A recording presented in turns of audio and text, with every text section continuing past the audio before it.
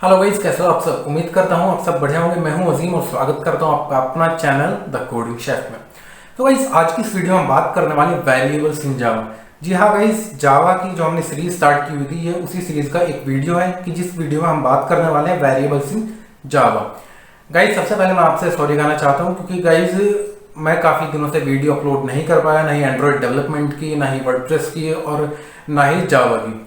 Just because guys क्योंकि मेरी तबीयत ख़राब थी और मुझ में इतनी हिम्मत नहीं थी कि मैं वीडियो एक शूट कर पाऊँ, क्योंकि बुखार ने यार काफ़ी ज़्यादा तोड़ दिया था मुझे बिल्कुल अंदर से। और आज मैं काफ़ी हिम्मत करके बैठा हूँ कि यार चलो एक वीडियो तो आपके लिए एटलीस्ट बना ही देता हूँ। और गाइस कोशिश करूँगा कि आगे आपके लिए वीडियो में कंटिन्यू लाता रहूँ और आप भी दुआ कीजिए कि मैं जल्दी से ठीक हो जाऊँ। और गाइज आप लोगों ने हमें काफ़ी सारा प्यार दिया है और सबसे इम्पोर्टेंट बात यह है कि हम गाइज 1K सब्सक्राइबर होने के काफ़ी ज़्यादा क्लोज हैं। और उम्मीद करता हूं कि हम जल्दी ही ये दिन देखेंगे कि जब हमारे 1K सब्सक्राइबर कंप्लीट हो जाएंगे। तो गाइज ऐसे हमें सपोर्ट करते रहिए, अपना प्यार देते रहिए और वीडियो को पूरी देखते रहिए। तो चलिए बिना देरी के फटाफट से स्टार्ट करते हैं।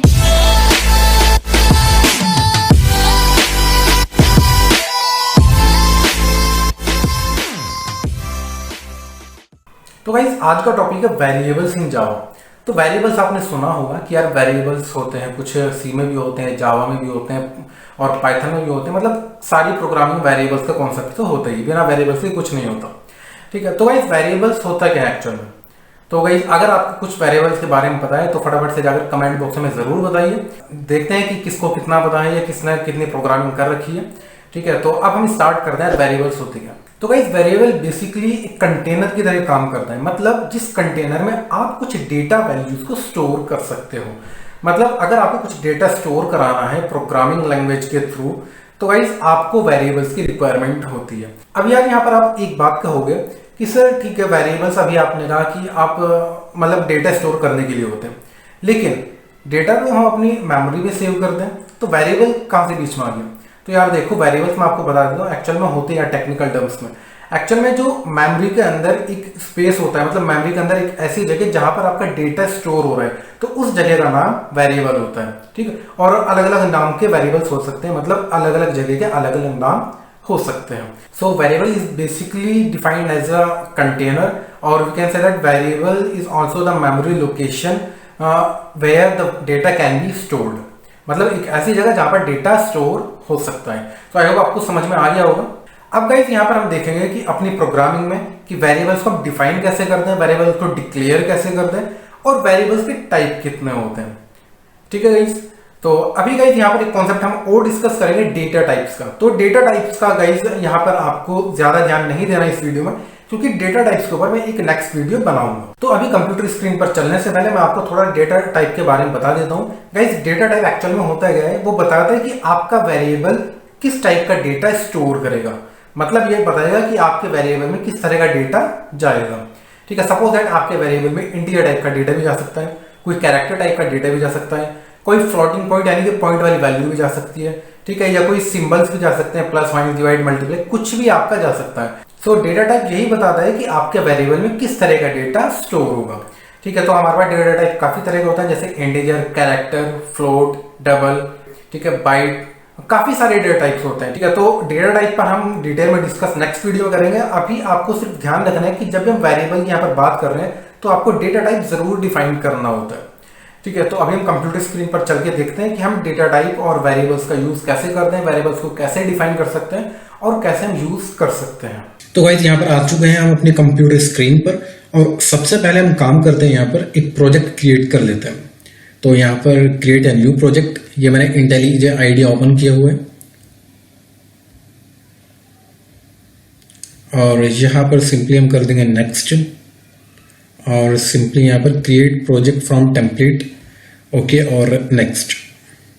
यहाँ पर हम प्रोजेक्ट का नेम दे देंगे। मैं यहाँ पर दे देता हूँ माई जावा प्रोजेक्ट, ओके, और यहाँ पर मैं कर देता हूँ फिनिश। ओके फाइन, तो प्रोजेक्ट हमारा ये कंप्लीट क्रिएट हो चुका है। तो अब गाइज यहाँ पर हमें एक बाय डिफॉल्ट ही क्लास हमें क्रिएट होकर मिल जाती है यहाँ पर src फोल्डर में। ठीक है, यहाँ पर हमने पैकेज नेम नहीं दिया था, तो ये इसने बाय डिफॉल्ट ले लिया com.company और मैन हमारे यहाँ पर एक क्लास है, क्योंकि गाइज मैंने आपको स्टार्टिंग में बताया था कि जावा में जो भी काम होते हैं क्लासेस और ऑब्जेक्ट के बेस पर होते हैं। मतलब जो भी आप प्रोग्राम क्रिएट कर दो बाय डिफॉल्ट एक क्लास होती है। ठीक है, ये मैं आपको पहले वीडियो में बता चुका हूँ। अगर आपको ये नहीं पता है तो आप हमारी हेलो वर्ल्ड वाली वीडियो जाकर देख सकते हैं, जिसमें हमने बताया हुआ है कि आप जावा में फर्स्ट प्रोग्राम कैसे राइट कर सकते हैं और क्या क्या यहाँ पर यूज चीजें होती हैं और किस तरह से आप अपने प्रोग्राम को रन कर सकते हैं। तो गाइस लिंक आपको डिस्क्रिप्शन बॉक्स में मिल जाएगी, आप वहां पर जाकर इजीली देख सकते हैं। तो अभी यहाँ पर ये प्रोग्राम क्रिएट हो चुका है और यहाँ पर आप देख सकते हैं ये हमारी मेन नाम की क्लास है, जिसमें हमारा एक मेथड है मेन मेथड। ठीक है, तो अब गाइस यहाँ पर सबसे पहले हम देखते हैं कि वेरिएबल्स को डिफाइन हम करते कैसे हैं। ठीक है, तो वेरिएबल्स को डिफाइन करने की सबसे पहले हमें एक नाम की रिक्वायरमेंट होती है। वेरिएबल का नाम क्या होगा? तो गाइस नाम के लिए देखो यहाँ पर आपको लिखने से पहले मैं आपको बता देता हूँ, वेरिएबल का नाम कुछ भी हो सकता है। मतलब किस सेंस में हम लिखते हैं, 3 रूल्स होते हैं वेरिएबल के नाम लिखने के लिए। मैं यहाँ पर नोटपैड ओपन कर लेता हूँ। ओके, तो यहाँ पर रूल जैसे वेरिएबल के नेम में capital A to capital Z और small a to small z और 0 to 9 ये नंबर्स आपके वेरिएबल में हो सकते हैं।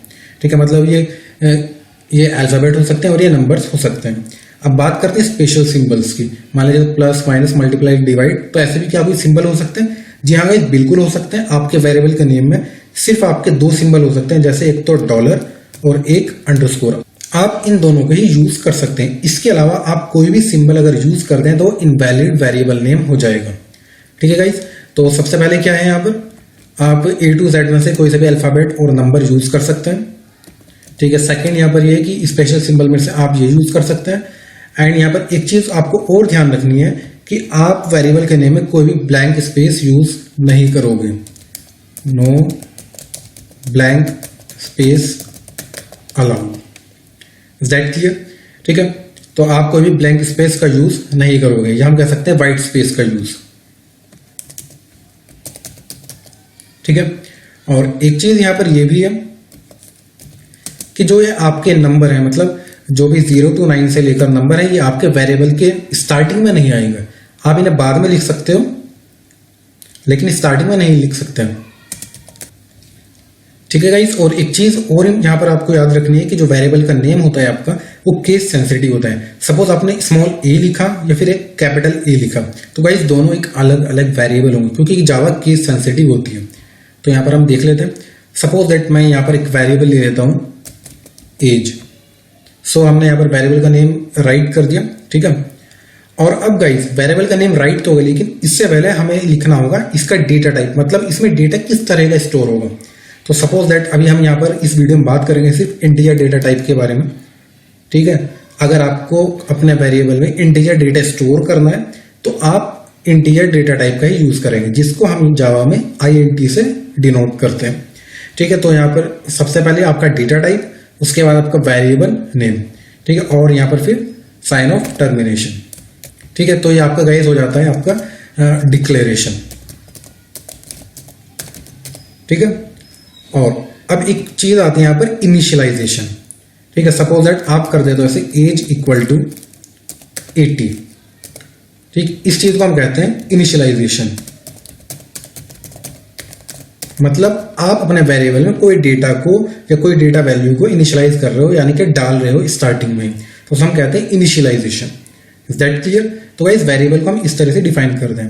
अगर मैं चाहूं तो मैं इन दोनों को कंबाइन करके ऐसे भी लिख सकता हूं, इंटीजर एज इक्वल टू 80। ठीक है, तो मतलब ये इनिशियलाइजेशन और डिक्लेरेशन एक ही स्टेटमेंट में हो जाता है। अब यहाँ पर एरर दिखा रहा है क्योंकि गाइस हमने एज को पहले डिफाइन कर दिया। तो अगर मैं यहाँ से ऐसे कट कर दूंगा या मैं इसे कमेंट कर दूंगा तो यहाँ पर ये मेरा काम चल जाएगा।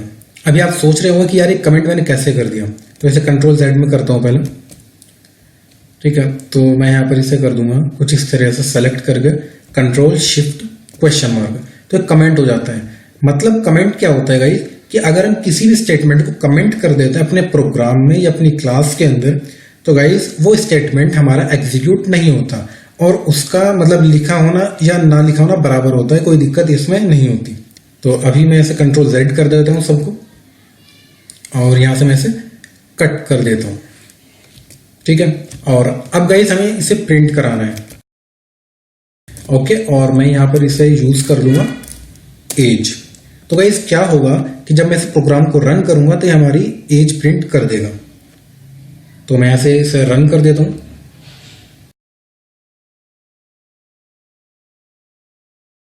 ओके, तो यहां पर आप देख सकते हैं कि हमारा आउटपुट आ चुका है। अगर आप इसके साथ कोई एक स्टेटमेंट और लिखना चाहते हैं, सपोज दैट आपको कुछ भी लिखना है कि माई एज इज, आपको यहाँ पर डबल कोट्स लगाने हैं, ठीक है। और आपको जो भी अपना सेंटेंस लिखना है वो आप यहाँ पर लिख सकते हैं, कोई भी सेंटेंस या कोई भी फ्रेज। जैसे मैं लिखता हूँ यहाँ पर माई एज इज, ठीक है, स्पेस भी दे देता हूँ मैं। ओके गाइज, तो अभी यहाँ पर ये एरर शो कर रहा है। तो गाइज जावा में हम कॉन्सेप्ट यूज करते हैं स्ट्रिंग कॉन्कैटिनेशन का, तो हम यहाँ पर अभी प्लस लगा देंगे, क्योंकि गाइज माई एज इज ये भी एक क्या है, एक स्ट्रिंग है, ठीक है। और अभी ये क्या है, वेरिएबल है, यानी कि ये एक डेटा है एज के अंदर। तो अगर हमें सिर्फ साथ मिलाकर लिखना है तो हम स्ट्रिंग कॉन्कैटिनेशन का कॉन्सेप्ट यहाँ पर यूज करेंगे, ठीक है। स्ट्रिंग कॉन्कैटिनेशन का कॉन्सेप्ट क्या होता है कि अगर आपको कुछ भी दो चीज मिलाकर लिखनी है तो आप उनके बीच में प्लस को लगाएंगे, ठीक है। तो यहां पर मैं अगर इसे रन करता हूं दोबारा से, ओके फाइन, तो यहां पर आप देख सकते हैं my age is 80। Is that clear? ठीक है। अब गाइज यहां पर हम डिस्कस कर दें कि वेरिएबल्स के हमारे टाइप कितने होते हैं। तो गाइज वेरिएबल हमारे 3 टाइप्स के होते हैं, ठीक है। तो गाइज वेरिएबल 3 टाइप्स के होते हैं हमारे। पहला हमारा तो है इंस्टांस वेरिएबल, दूसरा लोकल वेरिएबल और तीसरा होता है स्टैटिक वेरिएबल, ठीक है। गाइज तीनों की अलग अलग अपनी एक स्पेसिफिकेशन होती है, ठीक है। तो यहाँ पर हम वन बाय वन डिस्कस करते हैं। तो सबसे पहले हम बात कर लेते हैं इंस्टांस को और स्टैटिक को समझने से पहले लोकल वेरिएबल की। तो गाइज लोकल नाम से क्लियर हो रहा है, मतलब जिसका स्कोप लिमिटेड हो, मतलब ऐसे वेरिएबल्स जो सिर्फ किसी मेथड के अंदर डिक्लेयर या डिफाइन किए जा सकते हों, उन वेरिएबल्स को हम कहते हैं लोकल वेरिएबल, और उनका स्कोप मेथड के बाहर नहीं होता। मतलब आप यहाँ पर देख सकते हैं कि जैसे इंट एज, ठीक, ये अभी कहां पर डिफाइन है, इस मेन मेथड के अंदर, ठीक है। अगर मैं इस एज को बाहर यूज करने लगूं, जैसे एज में लिख देता हूं, तो यहां पर ये मुझे रेड रेड दिखा देगा। मैं ऑल्ट एंटर करता हूं तो क्रिएट टाइप पैरामीटर एज, मतलब यहां पर हमें और दूसरा एज नाम का वेरिएबल डिफाइन करना होगा, क्योंकि गाइस इस एज का स्कोप सिर्फ इन ब्लॉक्स में है, यहां से लेकर और यहां तक, इससे बाहर कोई इसका स्कोप नहीं है। तो इसका हम कहते हैं लोकल वेरिएबल, ठीक है। तो अब हम यहाँ पर बात कर लेते हैं स्टैटिक वेरिएबल की। तो गाइस स्टैटिक वेरिएबल के लिए आपको जो भी वेरिएबल आप डिफाइन करोगे उससे पहले एक स्टैटिक कीवर्ड का यूज करना होगा। जैसे मैं यहाँ पर लिख देता हूँ static int roll underscore number, ठीक है, और इक्वल टू 46 और यहाँ पर साइन ऑफ टर्मिनेशन। तो गाइस इस तरह के वेरिएबल को हम कहते हैं स्टैटिक वेरिएबल। अब गाइस यहाँ पर आपको एक बात और ध्यान रखनी, मैं यहां से पहले से कट कर देता हूं। अगर आप इस स्टैटिक वेरिएबल का इस मेथड के अंदर यूज करना चाहोगे तो यहां पर आप इजीली यूज कर सकते हो।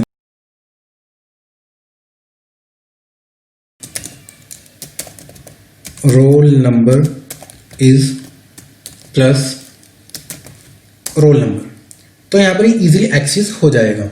लेकिन गाइस अभी यहां पर आप देख सकते हैं, अगर मैं यहां से स्टैटिक हटा देता हूं, ठीक है, तो यहां पर ये रोल नंबर एरर शो करेगा।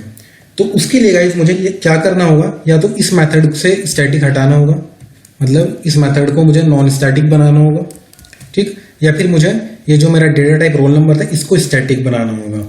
मतलब कोई नॉन स्टैटिक वेरिएबल किसी स्टैटिक मेथड के अंदर एक्सेस नहीं हो सकता। या तो उस वेरिएबल को आपको स्टैटिक बनाना होगा या फिर आपको मेथड को ही नॉन स्टैटिक बनाना होगा। Is that clear? ठीक है, तो अभी हम यहां पर कर देते हैं स्टैटिक ही, ठीक है। और अभी हम बात करते हैं तीसरे टाइप की, जो हमने सबसे पहले लिखा था इंस्टांस वेरिएबल। तो इंस्टांस को हम नॉर्मल डिक्लेयर करते हैं, जैसे इंट, मैं यहां पर लिख देता हूं जैसे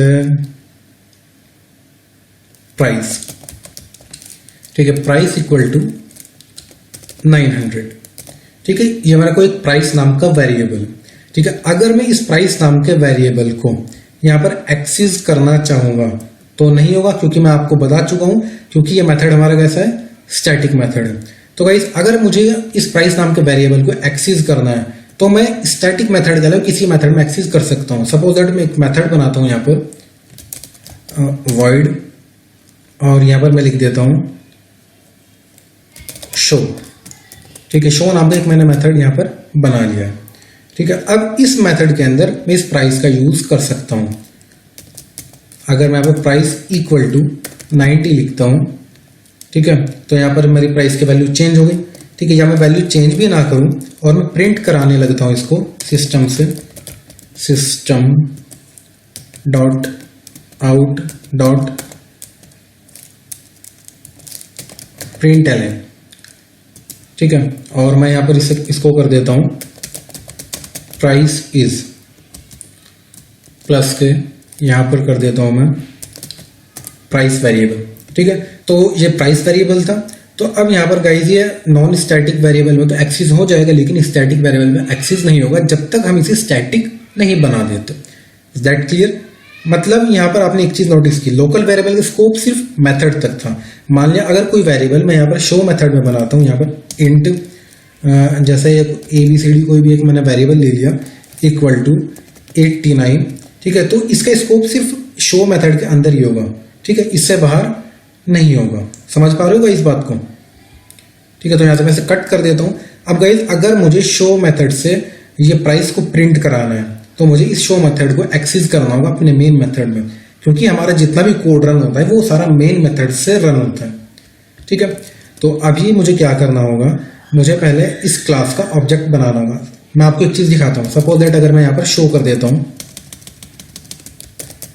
शो, ठीक है, ऐसे मैंने कॉल कर दिया जैसे आप सी के अंदर फंक्शन को कॉल करते थे। अगर मैं इसे यहाँ पर ऐसे लिख देता हूँ तो यहाँ पर मुझे एरर शो करेगा। मैं इस पर क्लिक करके ऑल्ट एंटर करता हूँ तो यहाँ पर ये कहेगा मेक मेन शो स्टैटिक या फिर मेक मेन नॉन स्टैटिक। मतलब या तो आप शो मेथड को स्टैटिक मेथड बना दो, ठीक, या फिर जो आपका मेन मेथड है इसको आप नॉन स्टैटिक बना दो। ठीक है, या तो आप क्या कर दो कि ये जो आपका मेथड था शो मेथड, आप अगर आप इसको स्टैटिक बना दोगे तो आपका काम चल जाएगा, इजीली एक्सेस हो जाएगा। ठीक है, या फिर आप इससे जो मेन मेथड इसे स्टैटिक हटा दोगे, मतलब दोनों कैसे हो गए, दोनों नॉन स्टैटिक हो गए, तुम्हारा शो मेथड तब भी काम कर गया। तो गाइस स्टैटिक एक कीवर्ड भी होता है। ठीक है, और अगर इसे वेरिएबल के आगे हम लगा दें तो वो कहलाते हैं स्टैटिक वेरिएबल। ठीक है, अब गाइस अगर हमें शो मेथड को बिना कुछ चेंज किए एक्सेस करना है तो हम कैसे करेंगे? तो हमें क्या करना होगा, जो हमारी क्लास है, यानी कि हमारी क्लास क्या है, मेन क्लास क्या है, हमारी क्लास का नेम है मेन। तो हम क्या करेंगे, यहाँ लिखेंगे मेन और इसका एक ऑब्जेक्ट बनाएंगे। ऑब्जेक्ट बनाने का तरीका ये कि जो भी क्लास का नेम है और फिर स्पेस छोड़कर कोई भी आप नेम रख सकते हैं, रेफरेंस वेरिएबल जिसे हम बोलते हैं। सपोज दैट मैं कर देता हूँ obj1 इक्वल टू, फिर न्यू कीवर्ड का आप यूज करेंगे और फिर जो भी आपका क्लास का नेम है उसको एज ए आप यहाँ से मेथड ट्रीट करके लिख देंगे और यहाँ पर साइन ऑफ टर्मिनेशन। तो obj1 आपका इस मेन क्लास का ऑब्जेक्ट बन चुका।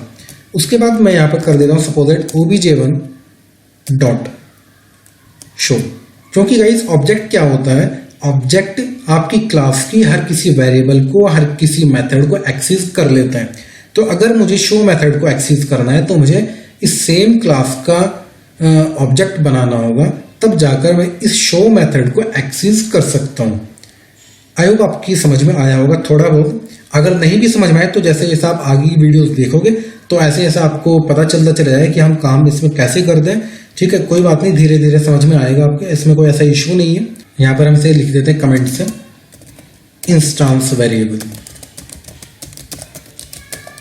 ठीक है guys, static variable, instance variable से रिगार्डिंग और भी काफी सारे पॉइंट्स हैं, वो जब आप ऑब्जेक्ट ओरिएंटेड प्रोग्रामिंग सीख जाओगे, इसमें ऑब्जेक्ट ओरिएंटेड जो कॉन्सेप्ट होता है जब आप सीख जाओगे तो आपको मैं समझा दूंगा।